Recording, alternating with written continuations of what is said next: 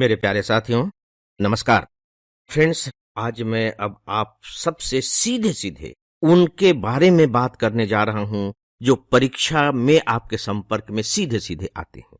यानी कि उन शब्दों के बारे में जिन शब्दों को आधार बनाकर कॉम्प्रिहेंशन से प्रश्न पूछे जाते हैं। कौन-कौन से ऐसे शब्द होते हैं? इनकी लिस्ट मैं यहां गिनाने नहीं जा रहा हूं। जैसे-जैसे हम शब्दों की चर्चा करेंगे, वे आपको पता चलते चले जाएंगे।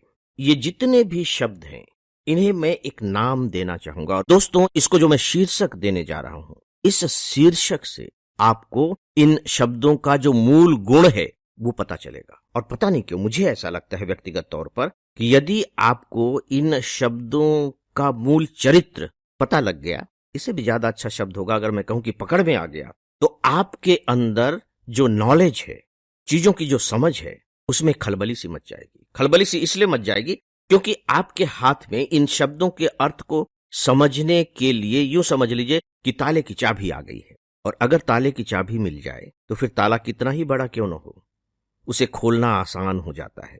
राइट? तो जो शब्द पूछे जाते हैं, जिन शब्दों का इस्तेमाल करके आपके लिए प्रश्न तैयार किए जाते हैं, उन्हें मैं शीर्षक देना चाहूंगा छिपे हुए विचार या छिपे हुए संकेत, जो भी आप चाहें कह ले। किस में छिपे हुए? पैसेज में छिपे हुए। इसका मतलब यह हुआ कि सीधे सीधे वे वहां दिखाई नहीं दे रहे हैं। आप अगर सीधे सीधे ढूंढना चाहेंगे तो वे आपको नहीं मिलेंगे। ठीक उसी तरह से जैसे कि यदि आप सीधे सीधे दूध में घी ढूंढना चाहें तो नहीं मिलेगा, लेकिन जो घी है वो है कहां?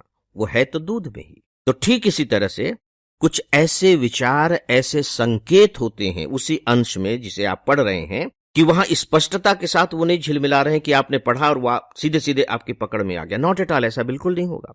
अगर ऐसा हो जाएगा तो फिर उसका मतलब ही क्या हुआ? फिर तो हर कोई बता देगा, फिर आपकी क्या विशिष्टता हुई? तो यूपीएससी कैसे आप में, यानी कि जो आईएएस बनना चाह रहा है और वह जो नहीं बनना चाह रहा है या बनने योग्य नहीं है, उनमें अंतर करेगा? कैसे अंतर करेगा?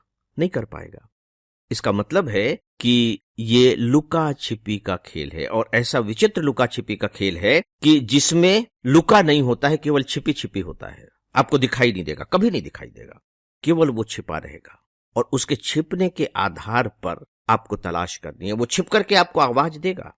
अगर आवाज को आप समझ सकते हैं तो बता सकते हैं कि किसकी आवाज है। अगर आप आवाज की दिशा को समझ सकते हैं, आप वहां जाकर के उसे पकड़ सकते हैं, छू सकते हैं, लेकिन वो आपके सामने नहीं आएगा। तो ये लुका छिपी का भी खेल नहीं है, ये सीधे सीधे छिपी छिपी का ही खेल है।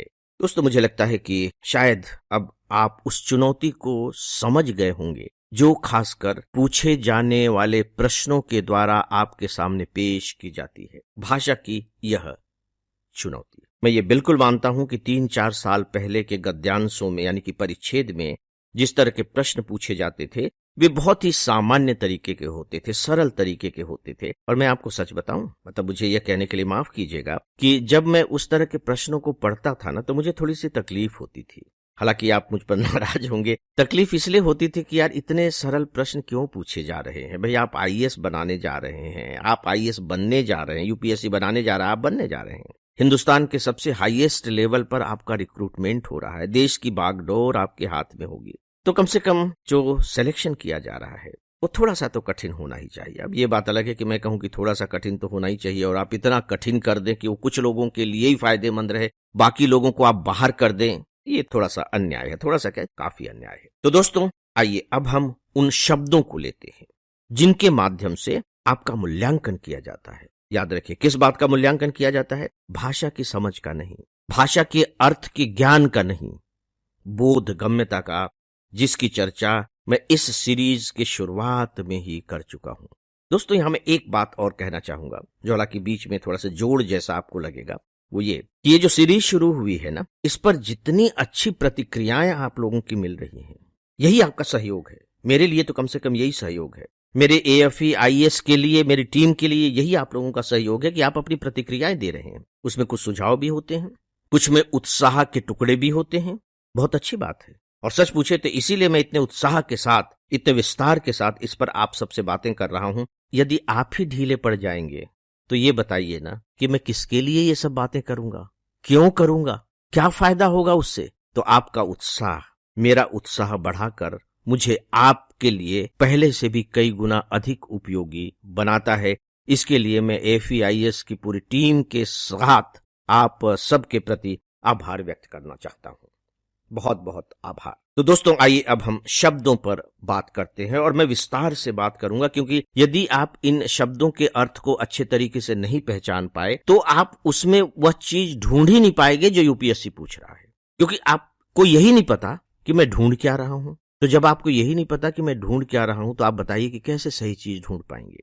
तो जो शब्दों के अर्थ हैं, आप यूं कह लीजिए कि जो शब्दों का बोध है वो आपके पास अच्छे तरीके से होना चाहिए ना, बहुत ही गहरे में होना चाहिए ना। और याद रखिए कि इन शब्दों के जो मैं अर्थ बता रहा हूं, यही कॉम्प्रिहेंशन में आप कितने सही करेंगे उसका निर्धारण करते हैं। ये पूरे के पूरे बोधगम्यता की आत्मा है, खासकर एग्जामिनेशन के पॉइंट ऑफ व्यू से। तो आइए अब इन शब्दों पर बात करते हैं।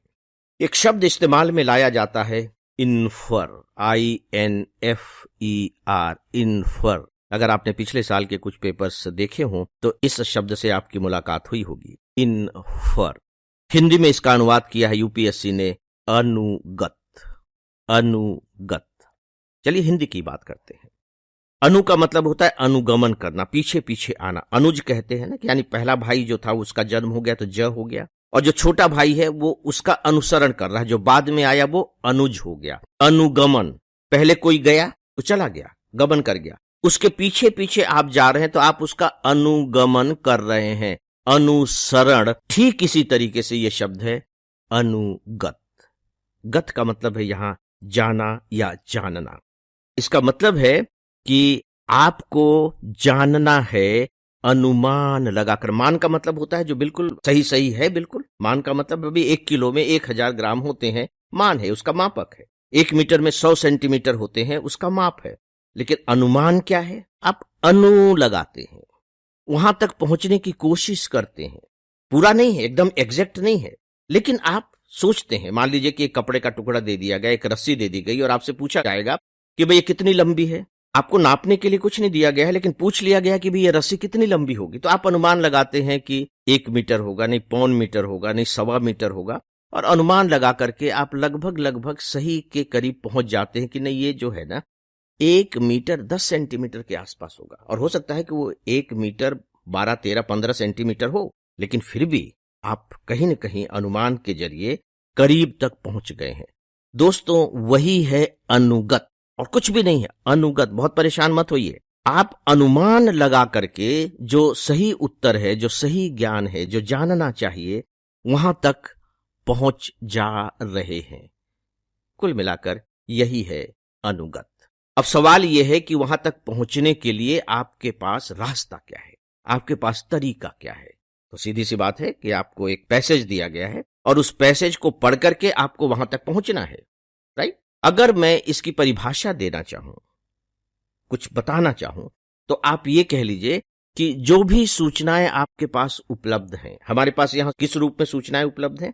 परिच्छेद के रूप में। तो उस परिच्छेद को पढ़ने के बाद कोई राय बनाना, कोई फैसला करना कि नहीं ऐसा होगा। मतलब आप सत्य का निर्धारण करते हैं। सत्य वहां है नहीं, एग्जैक्ट नहीं है, लेकिन सत्य का निर्धारण करते हैं कि इस तरीके का होगा। दोस्तों, एक छोटा सा उदाहरण मैं देना चाहूंगा। अब वक्त हो चला है, फिर हम लोग आगे बातें करेंगे। जैसे मान लीजिए कि एक व्यक्ति खड़ा है, राइट। वो धोती कुर्ता पहने हुए है, उसके कंधे पर एक गमछा लटक रहा है, उसके माथे पर एक टीका लगा हुआ है, वो खड़ाऊ पहना हुआ है। और मैं पूछूं कि वो व्यक्ति कौन है, आप नहीं जानते, उसके बारे में नहीं जानते, आप कभी नहीं मिले हैं। और अगर मैं पूछूं कि वो व्यक्ति कौन हो सकता है, तो आप कह देंगे कि लगता है कि वो कोई पंडित जी होंगे। और आप सही भी होंगे, और हो सकता है कि वो पंडित जी न भी हो, क्योंकि वो हो सकता है कि कोई साउथ के व्यक्ति हो, उस तरह का पहनावा उनको पसंद हो, वहां गुंजाइश थोड़ी सी है। लेकिन अगर आप कहते हैं कि हो सकता है कि वो कोई पंडित जी हो, तो इसका मतलब है कि आप कहीं न कहीं सत्य के करीब हैं। भले ही पूर्णतः सत्य न हो, लेकिन सत्य के आप करीब हैं। और एक कम बड़ी बात नहीं है कि आप सत्य के करीब हैं, एक बड़ी बात होती है। तो बस दोस्तों, यही है अनुगत। तो दोस्तों, फिलहाल मुझे अपनी बात यहीं खत्म करनी पड़ेगी, लेकिन हम लोग अभी आगे इस पर और भी बातें करेंगे, क्योंकि अभी तो काफी बातें बची हुई हैं। तो अब मैं अपनी बात आज की यहीं समाप्त करना चाहूंगा। नमस्कार।